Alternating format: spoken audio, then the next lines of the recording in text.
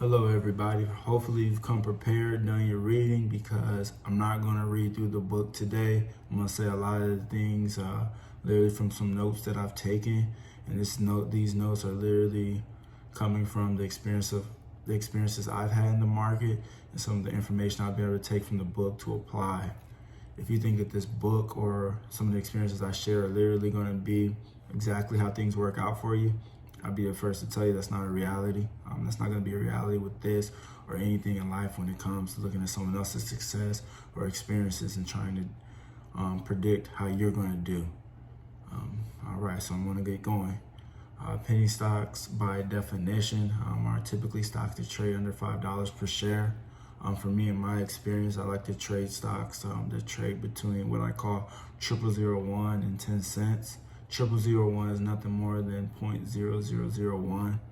Just simply put, a lot shorter, easier way to say it. Just because I trade within those stocks of that range doesn't mean you have to, or that you won't make money trading in other markets, more money trading in other markets. I will always say that your experience and success is going to be dictated upon your discipline. Not the popular guy you're following on Twitter that's telling you how much money they're making. All right, so moving along, if you're expecting this to magically work out for you, I'll tell you that this is not going to be a reality for your situation. You're going to have to put in the hours and the work to understand some fundamentals to this game. Look at it like you're literally in training camp. So if you don't take training camp seriously, how do you expect to be successful?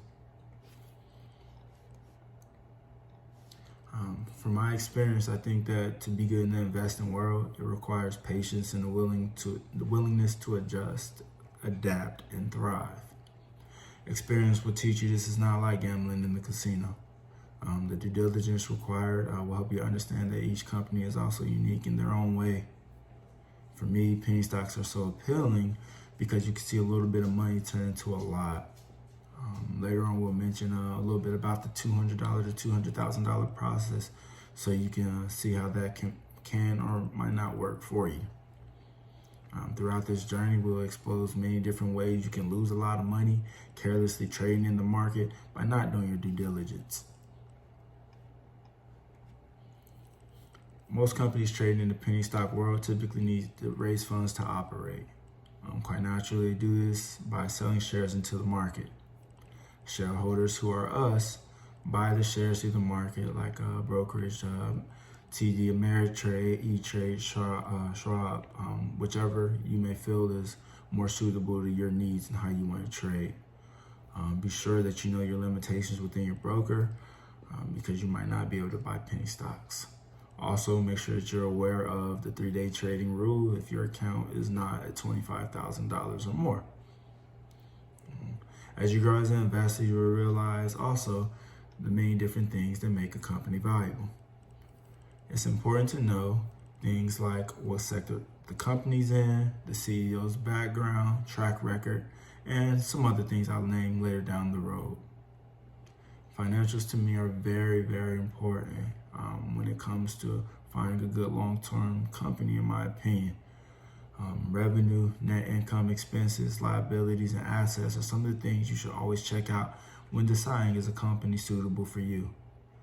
These can be found within the company financials, which are made public through their filings. Keep in mind, if a company is a shell company, their financials keep in mind, if a company is a shell company, then the financials may be really just showing that they have a bunch of debt, not much of it at all. Debt is appealing to an emerging company when it comes to the tax side. That's also something we will go discuss as we go further into depth later down the road. As much as I would love to tell you penny stocks go to the moon, most actually don't. Most of them actually crash, burn, and fail, and you'll see some of your favorite Twitter people bashing them or trolling them later down the road. In my opinion, failing can be defined in many ways, but most importantly for you is knowing the timelines of these companies so that you can plan accordingly when it comes to knowing when you feel you should take profits and not be greedy. If you're the person always asking if you should buy or sell, chances are you aren't making time to stay and learn how the market operates. That's going to annoy a lot of people depending on where you're always asking that question, and it's also going to turn a lot of people off. For me, I think it's always been valuable to look at the historical volume to try to find where you feel the bottom is. See where the volume's been trading the last 3 to 6 months or a year to kind of know, hey, am I buying high or am I buying low? I'll always be a firm believer to buy low and sell high.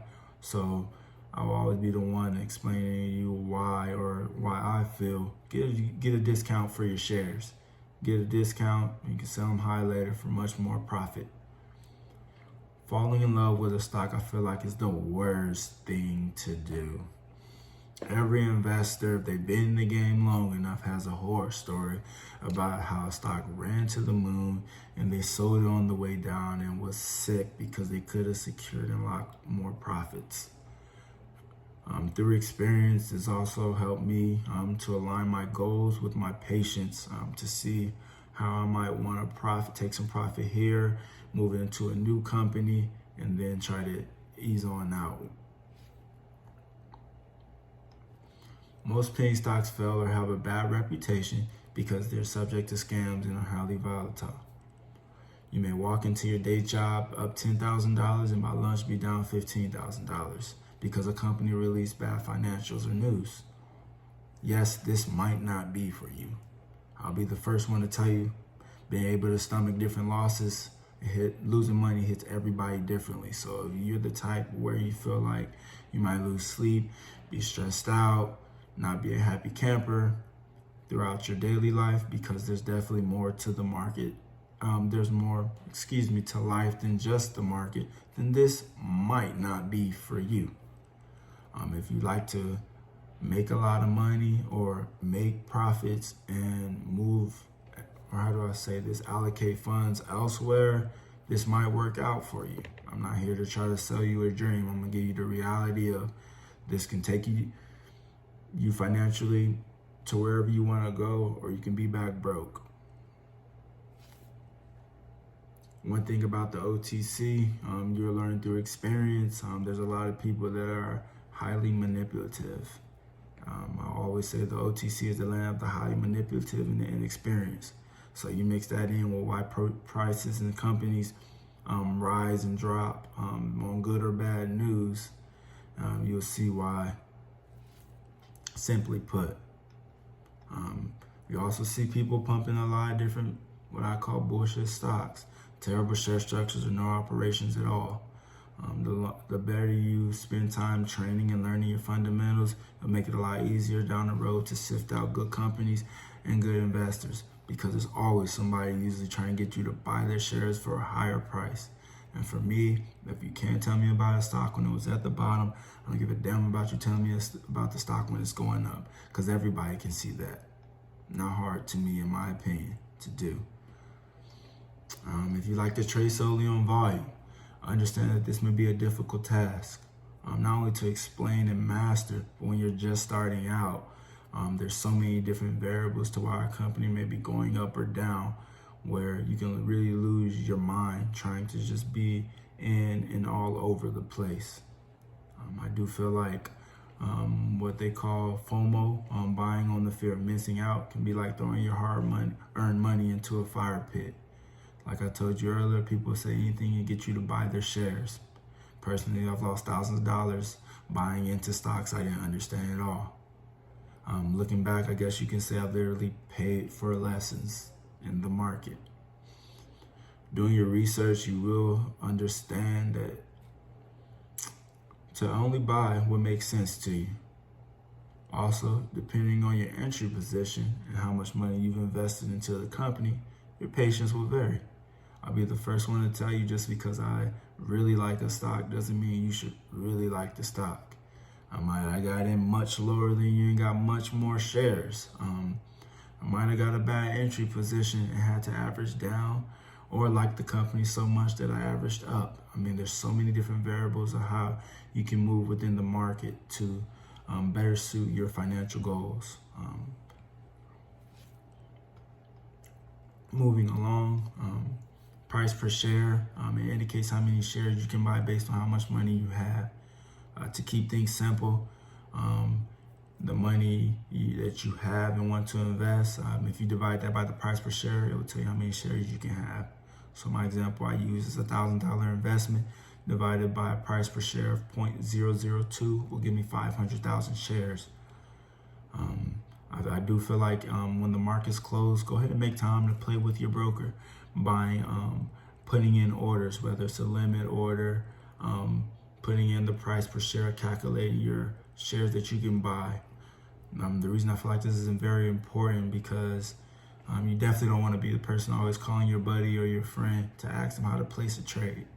9 times out of 10, they're focused on the market, trying to see what else is out there fishing too, so that I don't feel like that's the best distraction to give somebody during market hours versus being able to bring them a quality stock they might want to look at.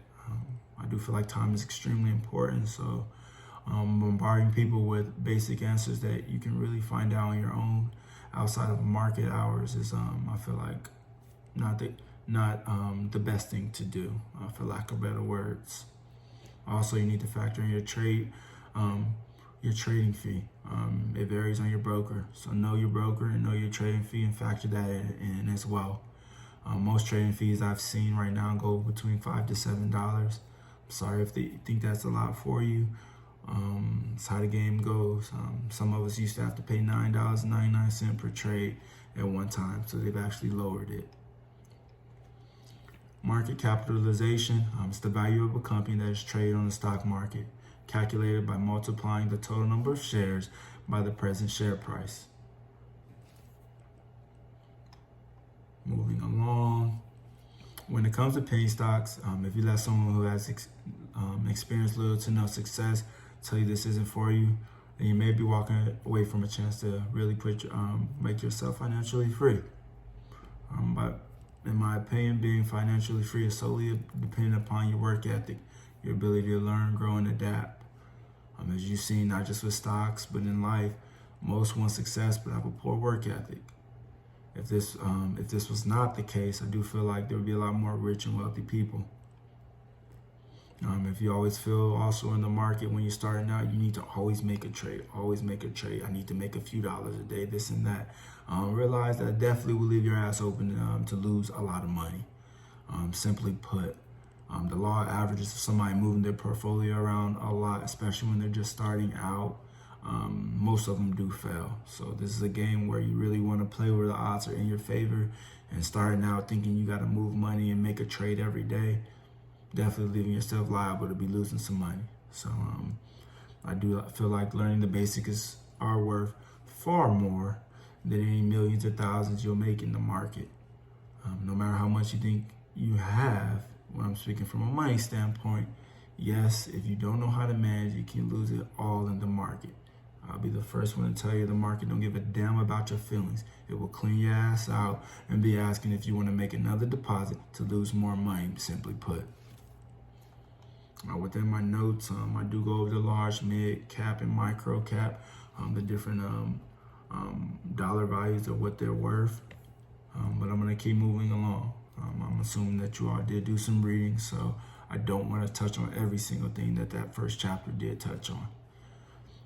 I do feel like how fast a stock moves is predicated upon the share structure.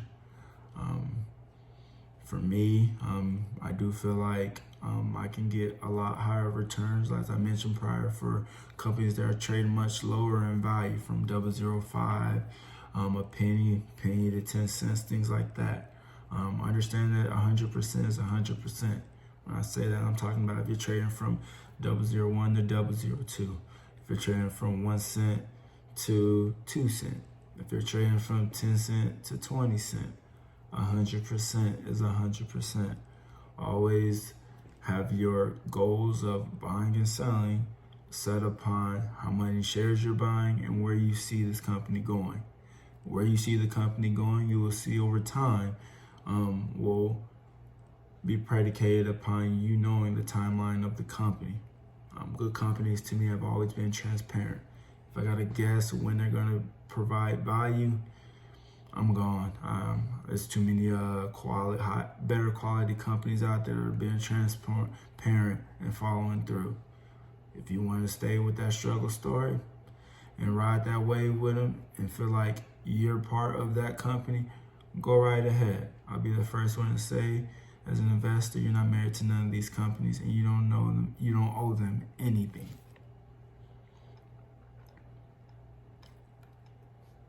Moving along, regarding an early phase of a company, I do feel like that's really where I really like to buy. The reason it being is I can maximize my gains. I feel like when a company is just coming to life versus when a company is already established, unless you know the company has a merger or some type of acquisition ahead, I think that will be very important to align your level of patience, whether you're going to be scaling out, averaging down, or up within this company. For me, I also like companies with a great share structure because I feel like with good buying power, not many shares out there, they can move a lot faster. You'll see people pumping stocks that have terrible share structures, and granted, there might be a lot of dollar volume. It might not be moving as fast as you may think because the share structure. If you find somebody telling you that the share structure don't matter, I'll be the first person to tell you, stay far away from them. Capital preservation is very important. I'll be the first one to tell you I miss a lot of runners, but I catch enough to be just fine. So you don't have to be in everything. You can hit good gains on a couple quality stocks without having to fall into the fear of FOMO where you need to chase everything. Chasing everything will put you in bad positions, and I do feel like it puts you in a great position to burn your money. Some people do trade blue chip stocks. They feel that they're a lot safer. They don't have to worry about stomaching a 50% loss.